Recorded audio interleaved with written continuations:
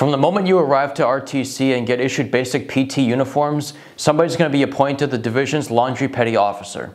At the beginning of boot camp, they're going to start to pick some people for leadership positions, either at random or they start to pick some higher motivated individuals. And for laundry PO, they picked me for it, probably at random. And they just walked up to me, my 4th RDC, and they said, "Do you know how to do laundry?" I'm like, "Yes, petty officer." He's like, "All right, do laundry." And then for the next 10 weeks until graduation, I did laundry for the division. At first, it's no big deal because all you have to worry about is the PT uniforms. But later on, everybody gets issued more uniforms, and you have to maintain the laundry room and the division's bedding. It doesn't sound very difficult, right? Like, what can be so complex about putting some laundry in the washers and then taking it out, putting it into the dryers, and then taking it out and handing it back to people? It's a little bit more complicated than that. While it is true that this and everything else you do in boot camp is going to be the easiest part of your entire career, that doesn't mean that doing laundry in boot camp is going to be as easy as it is for you to do laundry at home. First of all, it's going to be laundry for 80 people and not just for yourself. And you have to find a way to collect, wash, and sort and return all of this laundry to all of these people. Second of all, you're only allowed to do laundry at certain times, like when the division is in the compartment, which is the room that you're staying in. If the division is away practicing marching or they're doing something else, you cannot do laundry unless you stay behind and a watch is set up, meaning you need to have a security watch and a rover with you. That means the laundry crew and the people that are standing watch while the division is away is going to miss out on whatever practice they're going through. So if they're staying back to do laundry, they might miss out on some graduation practice, and that might cost you. You're also not allowed to do laundry at night, which would be a great time to do it because you're not doing anything else besides sleeping, I guess. But you're not allowed to do it. People try to do it and they get caught. When you're in the hallway walking past all the compartments where they're all lined up, the laundry room is adjacent to the main entrance to the compartment, and they can hear the machines from the hallway, and underneath the door they can see the little strip of light underneath the door. You're going to get caught. It's going to be a disaster. Now the good news is when you're a laundry petty officer, you don't have to do it alone. Now at first it was pretty much me and one other person, but over time we were allowed to hire and fire people, assign them responsibilities, and made things a lot easier to manage laundry for almost 100 people. When it was time to collect dirty laundry, usually after PT sessions, beatings, and shower time, we would hold the dirty bags out so that people could throw their dirty laundry in there.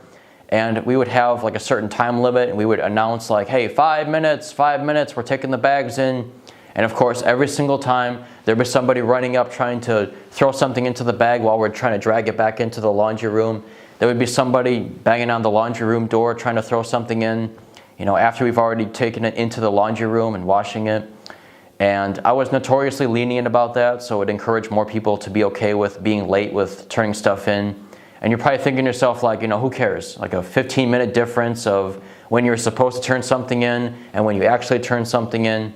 Well, you have to have all the laundry done actually before taps so that we have time to wash it, dry it, and then give it back to people before we go to sleep for the day.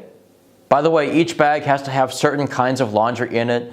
You can't mix up the whites with the camouflage uniforms and the PT gear and the stuff that's bright colors. You can't mix all that stuff up. After we dragged the bags in, they had to be taken over to the drying room. And if they were dirty and they were going to stay dirty for a while, we weren't going to wash them right away. They would be tagged, put into a bag, and then put against the wall with the back of the bag touching the wall. The first bag had to be all the way in the corner so that the side of it and the back of it would touch the wall. The next one would be touching that bag with the back of it against the wall. And if those things aren't true, it would be a hit. So now the laundry is done. We put it in the washers, we put it in the dryers, and it's time to take it back out. The last hour before taps, we would drag the bags back out, and they were clean bags, not the same bags that the dirty laundry went into. But we would drag it back out, and while everybody was marching in pretty much a rectangle formation, the laundry crew would hand out random pieces of laundry to random individuals, and they would put the laundry on the rack, the bed of the person that it belonged to. Every uniform and every item is going to be labeled with a stencil of who it belongs to, so it's really, really easy to know what belongs to who and to return it to the correct person. They give you a little plastic kit where you take it and you punch it on the item, and at that point it's going to be your initials and your last name and the division number that you are attached to. And that way they know who it belongs to and who to return it to. Because sometimes the laundry also gets mixed up between divisions, and we noticed that and we would get it back to that division when it came in. However, if somebody bought a new shirt or any kind of uniform item and forgot to stencil it, it's going to be impossible to return it to the rightful owner. The names from the stenciling on the uniforms is also slowly going to fade away from washing it so many times, and the boot camp shirts that I'm still using, the brown shirts for N-dubs, the names are completely gone.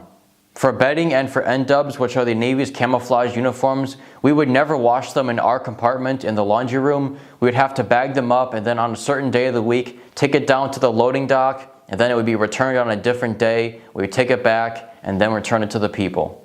While they were gone, the camouflage uniforms were washed in some kind of industrial washer that would oftentimes damage and break the plastic buttons on the uniform. So those pretty much stayed broken until we finished boot camp and got to A school, and at the tailor shop on the base, we had them all fixed. Now from the recruit side, laundry is not going to be any big deal whatsoever. You just turn it into the laundry crew when they say to, and then you get it back when they're done with it. You're going to have little zip bags, little bags with holes in it and a zipper, and it's going to have your name on it. That's for your socks and underwear, because otherwise they'd be flying all over the place and get mixed up and lost.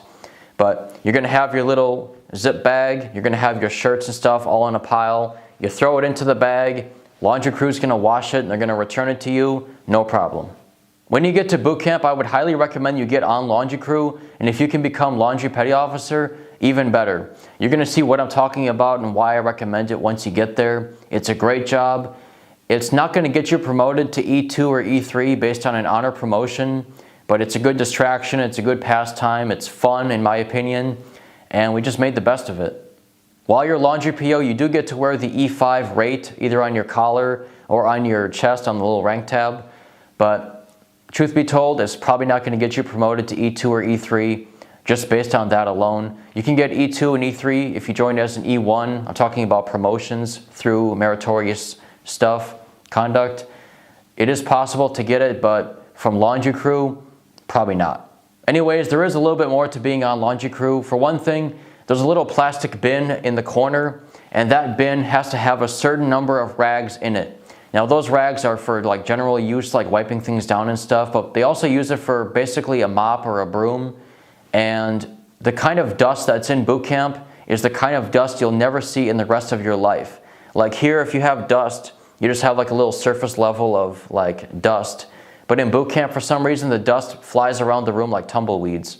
Anyways, in my division at least, what we would do is have the rags that I'm talking about on the floor and then take a wooden stick and push it around like it's a broom to collect the dust.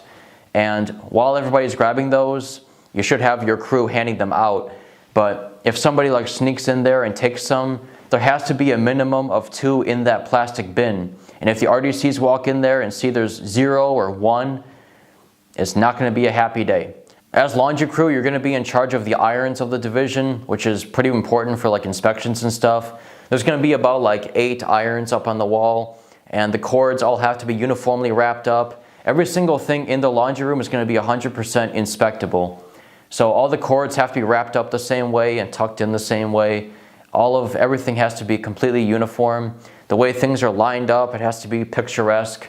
And they're going to be rubbing their fingers on top of the doorway. They're going to be touching their fingers on different stuff and going like this on the washers and making sure nothing is dusty at all, nothing is damaged or anything like that. With the irons, they have to be constantly in use or else they have to be put away, one or the other.